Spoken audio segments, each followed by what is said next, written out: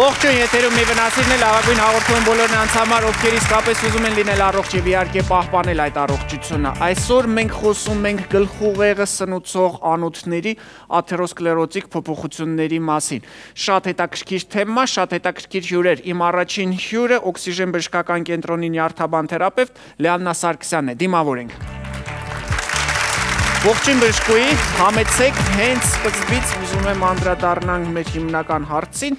ինչու ենք ընտրել հենց գլխուղեղը սնուցող անոթների աթերոսկլերոզը, չէ՞ որ աթերոսկլերոզը ավելի գլոբալ խնդիր է։ Այո, աթերոսկլերոզը ընդհանրապես բոլոր զարկերակների խրոնիկ հիվանդություն է, երբ խոլեստերինի բարձր մակարդակի հետևանքով այն կուտակվում է անոթի պատի ներսից եւ առաջացնում տվյալ անոթի նեղացում, բնականաբար բերելով սնուցվող օրգանի աշխատանքի անբավարարություն։ Այսինքն դա կարող է լինել ամբողջ օրգանիզմը։ Ամբողջ, իհարկե, ամբողջ։ Ուղղակի այսօր մենք անդրադառնում, ինչու ենք հենց գլխուղեղը փորձում առանձնացնել։ Ուսումնասիրենք առանձին գլխուղեղի խնդիրը, որովհետև մեր ամբողջ օրգանիզմը ղեկավարվում է, այսպես ասած, գլխուղեղից։ Եվ ամենանաև նուրբ օրգանը, ամենաթթվածնի հանդեպ, այո, թթվածնաքաղցին հենց մեր գլխուղեղն է։ Եթե դուք պատկերացրեցիք, շատ լավ, եթե դուք չպատկերացրեցիք, հիմա բժշկուհին արդեն անիմացիայի օգնությամբ ավելի գունեղ ձևով կբացատրի եւ կարծում եմ բոլոր մեր հեռուստադիտողները կհասկանան, թե ինչպես է զարգանում այս խնդիրը։ Արյունը նորմալ անոթներով շրջանառվում է եւ այն հոսքով, ինչով որ հարկավոր է տվյալ օրգանին, մատակարարում է այդ օրգանի։ Ճիշտ է, մենք այստեղ տեսնում ենք սիրտ, սրտամկանը սնուցող անոթները, բայց բոլորովին տարբերություն չկա, որ օրգանի մասին է խոսքը։ Ահա այստեղ տեսնում ենք անոթը եւ այնտեղ դեղին շերտով նստած աթերոսկլերոտիկ վահանիկը։ Ինչպես է առաջանում այդ վահանիկը։ Ուրեմն երբ խոլեստերինը շրջանառում է արյան մեջ, նստում է անոթի պատի միկրոճեղքերին, անմիջապես նրան միանում են արյան ձևավոր տարրեր, լեյկոցիտներ, հատկապես թրոմբոցիտներ, արյան մակարդմանը մասնակցող այլ գործոններ, կալցիումի իոններ են շատ արագ միանում եւ առաջանում է կարծր շիլայանման վահանիկ, ինչպես որ անունն է ասում աթերոսկլերոզ, կարծր շիլա։ Առաջանում է այս վահանիկը, աստիճանաբար այն մեծանում է, մեծանալուն զուգընթաց նեղանում է անոթի լուսանցքը, դրան զուգընթաց առաջանում է տվյալ օրգանի անբավարարության նշաններ, իսկ թե ինչ կլինիկական ախտանշաններով է ընթանում, մենք կխոսենք դեռևս։ Անպայման, բայց մինչև կլինիկական ախտանշաններին, տեսեք հիմա կարծում եմ, որ բազմաթիվ հեռուստադիտողներ նայում են, մտածում են, գուցե իմ մոտ էլ կա այս խնդիրը։ Եկեք ռիսկի խմբերին անդրադառնանք, ում մոտ է հնարավոր այսպիսի պատկեր։ Նախ նշեմ, որ աթերոսկլերոզը շատ ուշ փուլում է զգացնել տալիս, նա շատ լուռ աշխատում է, զարգանում է, այնուհետև երբ արդեն բավականին նեղացած է լուսանցքը եւ բավականին շեղումներ կան օրգանի աշխատանքի մեջ, նոր կլինիկական ախտանիշները հայտնվում են։ Այդ պատճառով պետք է շատ ուշադիր լինեն այո ռիսկի խմբում գտնվողները, պրոֆիլակտիկ հետազոտեն։ Այո, ովքեր են այդ ռիսկի խմբեր, տղամարդիկ, կանայք, տարիքը։ Այո, սա այն դեպքն է, երբ սեռն ունի նշանակություն։ Տղամարդիկ պետք է նշեմ, որ շատ ավելի հաճախ են աթերոսկլերոզին, այո։ Շատ կարևոր նշանակություն ունի ավելորդ քաշը։ Հիպոդինամիան քաղաքակրթության մատուցած այս բոլոր հարմարավետությունները բերում են հիպոդինամիայի, սա իր հետ բերում է եւ նյութափոխանակության խանգարման եւ ավելորդ քաշի, այսպես արատավոր օղակ է ձևավորվում։ Ռիսկի խմբի մեջ մտնում են նաեւ ծխողները, ծխախոտ ծխողները, ալկոհոլը չարաշահողները, հատուկ ուզում եմ ընդգծել ուղեկցող հիվանդությունների արկայությունը, դրանք են շաքարային դիաբետը եւ զարկերակային գերճնշումը։ Երբ գերճնշումը, շաքարային դիաբետը միանում են աթերոսկլերոզի հետ, արդեն ստեղծվում է բավականին ռիսկային պայթյունավտանգ իրավիճակ օրգանիզմի համար։ Բժշկուհի, տեսեք դուք ասացիք, որ սիմպտոմները, ախտանշանները ի հայտ են գալիս այն ժամանակ, երբ արդեն հիվանդությունը բավականին խորացել է։ Եկեք հիմա խոսենք չնայած ցանկալի է, որ դրան չհասնի, բայց այնուամենայնիվ եկեք խոսենք այդ նշաններից, որ եթե արդեն իսկ կան այդ նշանները, գոնե հիմա դիմեն բժշկի։ Ուրեմն ախտանշանները սկզբից շատ ընդհանուր են եւ անհանգստացնում են գեր ծանրաբեռնվածությունից հետո եւ մտավոր եւ ֆիզիկական։ Դրանք են ուշադրության կենտրոնացման դժվարացում, ցրվածություն, գլխացավ, գլխապտույտ, հիշողության թուլացում, աչքերի առաջ սև կետիկներ։ Այս ամենը շատ արագ անցնում է, երբ մարդը հանգստանում է, մաքուր օդում զբոսնում է, այսինքն թթվածնաքաղցը լրացվում է։ Հաջորդ էտապում արդեն խորանում են ախտանիշները եւ կրում են կայուն բնույթ։ Արդեն փոփոխություններ են առաջանում մարդու էմոցիոնալ դաշտում, դառնում են ավելի դյուրագրգիռ, դեպրեսիվ,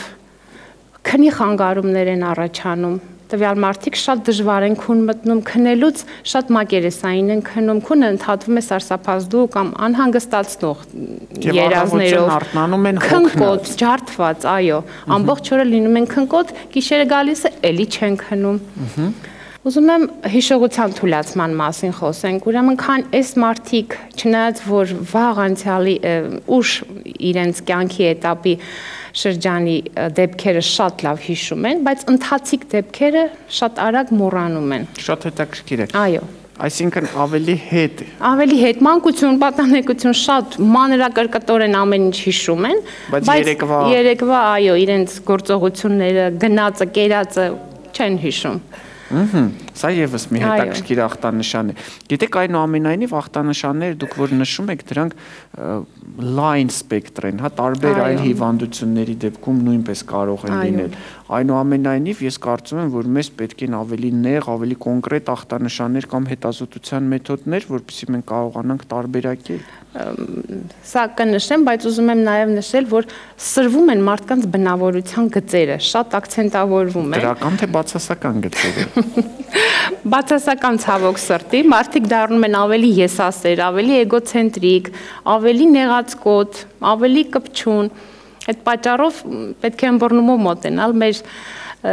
չակերտավոր չարացած տատիկ պապիկներից չնեղանալ, այլ հասկանալ, որ նրանք ունեն խնդիր եւ պետք է բացահայտել ու բուժել ուղղակի։ Հետաքրքիր էր նույնպես այդ չարացած տատիկ պապիկները, որոնք չեն հիշում, թե երեք ինչ են արել, ամենայն հավանականությամբ տարապում են աթերոսկլերոզով ըստ մեր բժշկուհու։ Այդ պատճառով պետք է հետազոտել անոթները։ Մենք ունենք ժամանակակից բժշկությունը առաջարկում է հրաշալի ինֆորմատիվ մեթոդներ, որոնցով կարելի է հեշտ եւ շատ կոնկրետ հայտնաբերել աթերոսկլերոզը, այնուհետև զբաղվել բուժմամբ։ Այնպես հեշտ ասեցիք, որ ինձ էլ արդեն դուր եկավ, ես կարծում եմ, որ հիմա ցանկացած հեռուստադիտող մտածում է, հələ ասեք տեսնեմ այդ մեթոդը որն է, ես գնամ այդ մեթոդով ինքս հայտնաբերեմ։ Իրականում այդ մեթոդով հայտնաբերելու համար պետք է երկու շատ կարևոր բան՝ շատ լավ սարքավորում եւ շատ լավ մասնագետ։ Սարքավորումը այսօր այստեղ չենք բերել, բայց խնդրել ենք, որպեսզի հաղորդմանը մասնակցի մասնագետը, օքսիգեն բժշկական կենտրոնի ռադիոլոգ Անի Զեյնալյանը։ Ողջույն բժշկուհի։ Ինչ ենք անում, ինչպես ենք հայտնաբերում աթերոսկլերոզը, ուղեղի անոթները սնուցող անոթների աթերոսկլերոզը։ Մենք հետազոտում ենք գլուխը սնուցող մագիստրալ անոթները։ Գլուխը սնուցող մագիստրալ անոթների դուպլեքս տրիպլեքս հետազոտության մեթոդը թույլ է տալիս ուսումնասիրել արյան հոսքի արագությունը, ուղղությունը, անոթի պատի կառուցվածքը, զանազան փոփոխությունները կառուցվածքային,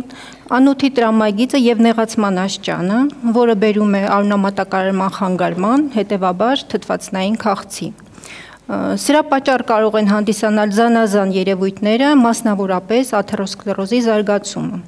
Սովորաբար մարդը չի զգում խոլեստերինի ավելացումը, առավել ևս աթերոսկլերոզիկ թիթեղների կուտակումները անոթի վրա, եւ այս առումով սոնոգրաֆիկ հետազոտությունը առաջնային նշանակություն ունի աթերոսկլերոզի սկզբնական փուլերում հայտնաբերելու համար եւ ժամանակին միջոցներ կիրառելու, դրան կանխարգելելու եւ բուժելու համար։ Շնորհակալություն, բժշկուհի, տեսեք, սոնոգրաֆիա, լուրջ հետազոտություններ, անոթների մասին ենք խոսում գլխուղեղը սնուցող, բայց կարծում եմ, որ մեր շատ հեռուստադիտողներ չգիտեն, թե այդ անոթները քանիսն են, որտեղով են անցնում։ Դեմ չեք լինի, եթե մենք դա ցույց տանք։ Իհարկե։ Ապա համեցեք, խնդրում եմ,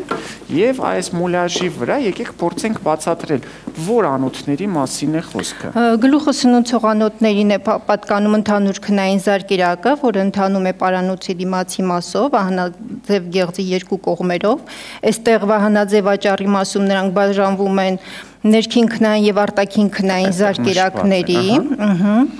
ինչպես նաեւ Այո, մենք ունենք եւս էլի երկու խոշորանոտ, խոշորանոտ, դրանք ողնաշարային զարկերակներն են, որոնք շատ հաճախ տուժում են օստեոխոնդրոզի Եկեք այսպես նշենք սրանց, օստեոխոնդրոզի պատճառով, մեզ բոլորիս քաջ ծանոթ օստեոխոնդրոզի պատճառով։ Այսինքն բոլոր այն դեպքերը, երբ մենք խոսում ենք, ասում ենք օստեոպարոզ է, օստեոխոնդրոզ է, խնդիրներ են ողնաշարի հետ եւ դրանից տուժել գլխապտույտ է առաջացել, կարելի է ենթադրել, որ խոսքը հենց այս ողնաշարային զարկերակների դեֆորմացիաների մասին է։ Ահա, փաստորեն տեսեք, մենք ունենք եւ այստեղով անցնող եւ այլ կողքերով ողնաշարի, այսպես ասած, անցնող անոթներ։ Որն է ավելի կարևոր ձեր կարծիքով։ Բոլորն էլ կարևոր են եւ իրենց կլինիկան ունեն բոլորն էլ։ Լավ։ Ոչ կարևոր անոթ չկա օրգանիզմում, ես կարծում եմ։ Դեմ չեք լինի, եթե մենք նկարների օգնությամբ փորձենք բացատրել, թե ինչ է տեսնում սոնոգրաֆիստը։ Ես ասացի, որ մենք նեղացումները տեսնում ենք, այստեղ բավականին լուրջ նեղացում է, ստենոզ է, որը կբերի խանգարման, սա ավելի պարզ նկար է, առողջ զարկերակ եւ այստեղ նեղացած, որ անոթները նեղացել են աթերոսկլերոզիկ թիթեղով։ Այստեղ տեսնում ենք երկայնակի կտրվածք, այստեղ էլի տեսնում ենք վերևում երակ է, ներքևում զարկերակ է, նեղացված, փակած, այստեղ էլ։ Այսինքն բժշկի համար, եթե կա լավ սարքավորում, բարդություն չի ներկայացնում այս ախտորոշումը։ Հիմնականում այո։ Ահա։ Մենք ունենք շատ լավ սարքավորում Toshiba ֆիրմայի, որը թույլ է տալիս մանրամասն ամենաառաջին իսկ փոփոխությունները տեսնել անոթի։ Նկարագրելուց այլ կարողանում եք տոկոսը գրել, թե քանի տոկոսով է։ Իհարկե, այստեղ տեսեք տոկոսներ են տեսնում, 70%-ը դա արդեն կրիտիկական նեղացում է համարվում, որպեսզի արդեն վիրահատական միջամտության կարիք ունի, որպեսզի դրան չհասնի, պետք է հետևել օրգանիզմում խոլեստերինի եւ գլյուկոզայի մակարդակին եւ կատարել սոնոգրաֆիկ հետազոտություն, որպեսզի ժամանակին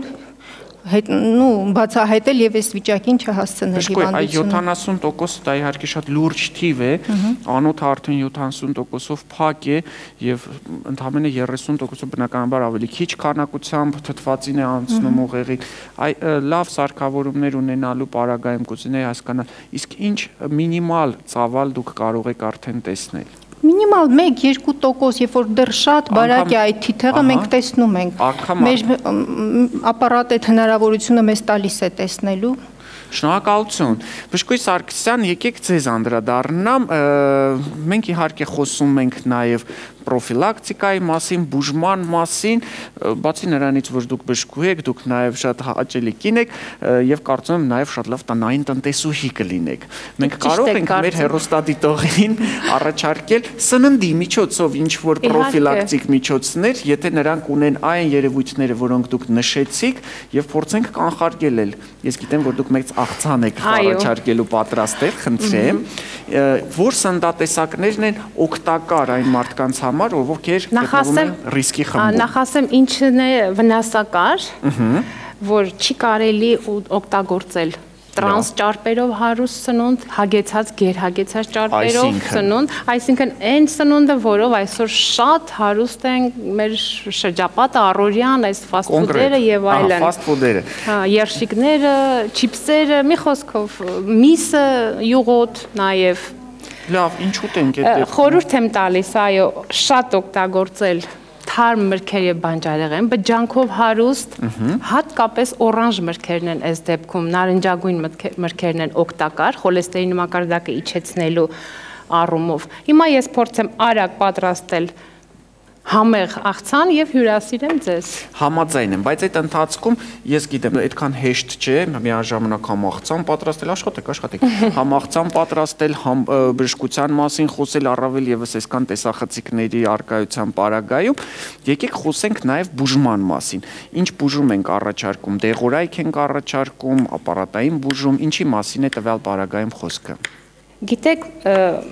տվյալ դեպքում եւ ընդհանրապես ես կարծում եմ պետք է զուգակցել բուժման բոլոր մեթոդները, որպեսզի առավել էֆեկտիվ լինի մեր ստացած արդյունքը։ Օքսիգեն բժշկական կենտրոնի յուրահատկությունը կայանում է նրանում, որ այն ունի ֆիզիոթերապևտիկ եզակի սարքավորում, որը իր մեջ ներառում է եւ արևելյան բժշկության հիմունքները եւ ժամանակակից ֆիզիոթերապիայի հիմունքները։ Այն մեզ հնարավորություն է տալիս մինիմումի հասցնել օգտագործվող դեղորայքի քանակը, դոզաները, ժամկետները եւ ստանալ առավել մեծ եւ կայուն արդյունք։ Բժշկուհի, տեսեք, եւ մենք խոսում ենք անոթի փակված լինելու մասին։ Հիմա երբ որ մարդը սկսում է բուժում ստանալ, ինչ ենք մենք ակնկալում։ Ակնկալում ենք, որ այդ անոթները կբացվեն, թե ակնկալում ենք, որ դրանք ել ավելի չեն փակվի։ Իրականում ռեալը որն է ավելի։ Մենք առաջի հերթին ակնկալում ենք, որ հիվանդությունը այո կդանդաղի, քանի որ այն պրոգրեսիվող հիվանդություն է, ցավոք սրտի։ Եվ ինչու՞ չէ, որոշակի առումով նաև ակնկալում ենք անոթների լայնացում։ Եվ հետո կլինիկական ախտանիշների մեջ ես չնշեցի, որ բացի այն ընդհանուր ախտանիշներից ինչ է հնարավոր։ Հնարավոր է, որ այս աթերոսկլերոտիկ վահանիկից մի կտոր պոկվի եւ գնա լուսանցքով շարժվի արյան, հանդիպի մեկ այլ ավելի նեղ լուսանցքով զարկերակի եւ խցանի այն, ու ինչ կառաջանա այս դեպքում ուղեղի արյան շրջանառության սուր խանգարում, ինսուլտ հասկանալի լեզվով ժողովրդին որ ասենք, իր բոլոր սպառնալի հետևանքներով հաշմանդամության եւ մահացության բարձր տոկոսով։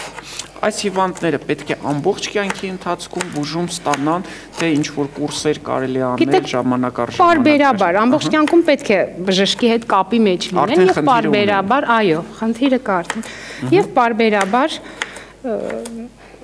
անհրաժեշտության դեպքում բժիշկը ինչպես հարմար կգտնի, բուժվեն նաեւ։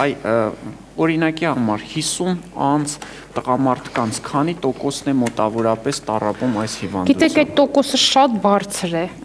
բարձր է իրականում։ Միգուցե հայտնաբերվածները շատ ավելի քիչ են, բայց իրականում շատ բարձր է։ Այնպես որ ես ձեռնպահ կմնամ այս դեպքում ինչ որ տոկոս նշել, ուղղակի խորհուրդ կտամ մեր բնակչությանը հետազոտվեն պրոֆիլակտիկ, դիմեն բժշկի եւ հայտնաբերվեն։ Կուզենայի ձեզ հարցնել, այն հիվանդները, որոնք ուղղակի եկել են, հետազոտություն են անցնում, մոտավորապես քանի տոկոսի մոտ եք դուք հայտնաբերում այդ անոթների նեղացում, այն մարդկանց մասին եմ խոսում, որոնք գանգատներ չունեն, որովհետեւ եթե գանգատները կան, արդեն պարզ է, խնդիրը կա, իսկ գուցե վաղ հայտնաբերման մասին ենք մենք հիմնականում այսօր խոսում։ 40 տարեկանից հետո նամանավանդ եթե ծխող են, նրանք ռիսկի խմբում են գտնվում, անպայման լինում են աթերոսկլերոտիկ փոփոխություններ, ոչ միայն գլխի անոթներում, այլև վերջույթների անոթներում։ Ես ուզում եմ ավելացնել, որ հետազոտում ենք նաև վերջույթների անոթները, որոնք նույնպես, ինչպես բոլոր զարկերակները, ենթարկվում են փոփոխությունների, որոնք կլինիկորեն արտահայտվում են թմրածությամբ, կաղությամբ, սառնության զգացողությամբ։ Այստեղ երևի կլինիկան ավելի արտահայտված է, չէ՞։ Հա, իհարկե, ծակծկոցներով ավելի շուտ է արտահայտվում, առաջանում են վերքեր, որը կարող է բերել նաև ամպուտացիայի։ Շնորհակալություն, բժշկուհի, ինչ պատրաստեցիք։ Մեր գունեղ եւ հուսով եմ նաև համեղ եւ օգտակար արձանը պատրաստ է։ Ինչ օգտագործեցիք, եւս մեկ անգամ կուզենայի նշեիք։ Գիտեք, ես օգտագործեցի բրոկոլի, կաղամ, գազար, հազարի տերևներ, բայց այստեղ կարելի է ցանկը շատ մեծացնել։ Բոլոր տեսակի թարմ բանջարեղենները կարելի է կտրատել, օծել թուրինջի շատ օգտակար հյութով եւ հյուրասիրվել։ Շնորհակալություն։ Մեր հյուրերը օքսիգեն բժշկական կենտրոնի մասնագետներն էին, որոնք որ այդ ամբողջ ցանկը այսօր լրացրեցին։ Եթերում մի վնասիրն է, մնացեք մեզ հետ։